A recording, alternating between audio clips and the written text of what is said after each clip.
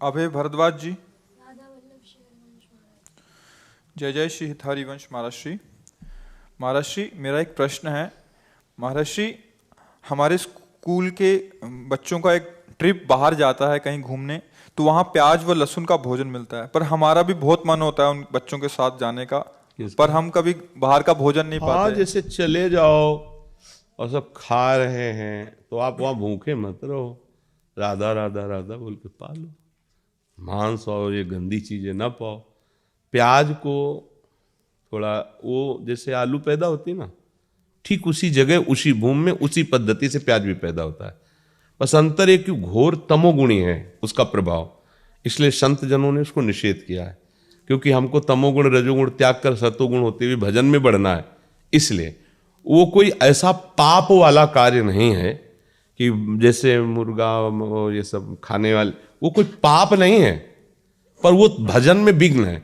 अभी बच्चे हो, अब जैसे कोई आर्मी में है, नौकरी में, ऐसे बड़े व्यापार में या और ऐसे पढ़ाई लिखाई में, अब उनके लिए कहते तुम ये साधु महात्मा और जो भगवत मार्ग में अच्छे से चल रहे हैं, ये उनके लिए है कि आप प्याज लहसुन कोई ऐसा नहीं कि जैसे शराब मछली मांस ये त्याज्य है, ऐसे वो उसके लिए उसी कोट से होगा जो भजन करने के लिए चल रहा है, क्योंकि तमोगुणी चीज है। लेकिन आप लोग जैसे गृहस्थ हैं, आप बच्चे हो, कोई नौकरी में है, कोई ऐसे, अब वो कहाँ पंडिताई झाड़ते घूमे भैया प्याज लहसुन, तो हमें लगता है कि फिर बाहर आपको बड़ी समस्याएं आ जाएंगी, या तो फिर बैरागी बनना पड़ेगा, नहीं तो फिर कैसे आप एक दो दिन सेव खा के रह सकते हो।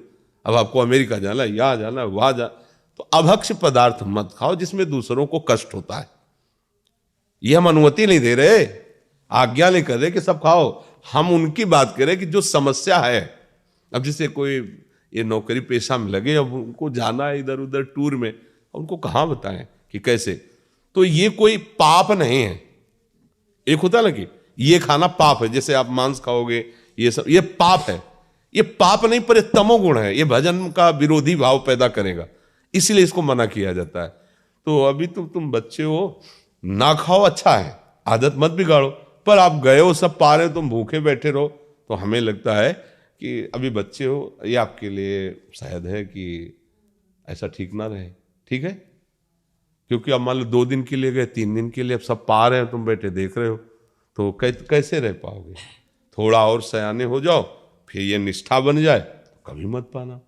एक दिन उपवास भी कर सकते हो, फलाद भी खा के रह सकते हो, पर वो देखो जिस मार्ग में चले उसमें थोड़ा सा समझ के चले। अब जैसे मान लो गृहस्थी में हो, अब परिवार के कई लोग प्याज लहसुन खाते हैं, अब आप वहां अपनी भक्ति का आरोप उनके ऊपर थोपोगे, नहीं बनेगा हमारे घर। हम नहीं कहते, भक्ति विरोध या झगड़ा नहीं करवाती।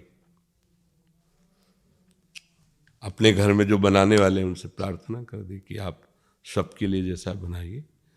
हम अपनी श्री जी के लिए चाहते हैं अगर आप बना सको तो थोड़ा बिना प्याज लहसुन का अलग पात्र में छोक दो, रोटी वही दे दो, हम भोग लगा पाए। राधा राधा राधा। झगड़ा कलह अशांति ये सब ठीक नहीं है। भक्ति तो बहुत राक्षसों के बीच में रहकर भक्ति कर रहे हैं विभीषण जी, आसपास जहाँ जिंदा आदमियों का मांस खाने वाले नरभक्षी राक्षस, ऐसे जिंदा जैसे अपने लोग ककड़ी खीरा खाते ना, ऐसे वहाँ रांधने की जरूरत नहीं, ऐसे जिंदा गाय भैंसा ऐसे खाते वहाँ।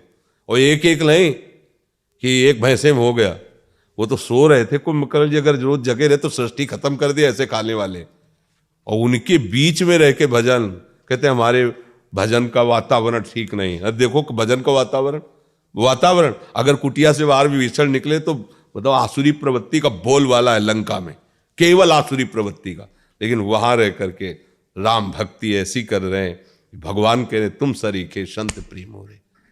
तो अभी आप हमें लगता है इस बात पे ना हट करना, अभी आगे जब बड़े हो जाना तो आप सुधार कर लेना। ठीक है, गंदी चीज मत पाना, जैसे मांस है, अंडा है, मछली, ये जिसमें दूसरों को दुख हो पीड़ा हो तो वैसे नहीं खाना। गुरुदेव भगवान मैं कहीं पे किसी के घर पे भी नहीं खाता।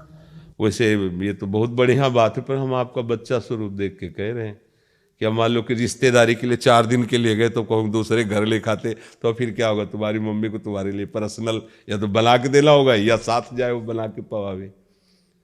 तो देख लो जैसा, वैसे विवेक यही कहता है कि जहाँ जैसी परिस्थिति हो, हाँ दीक्षा लेने के बाद फिर ये तुम्हारे लिए अनुमति नहीं कि परिस्थिति, क्योंकि अब वो तुमने प्रमाण ले लिया कि अब हरि अब नहीं, ये तो हम जनरल ऐसे ही बोले।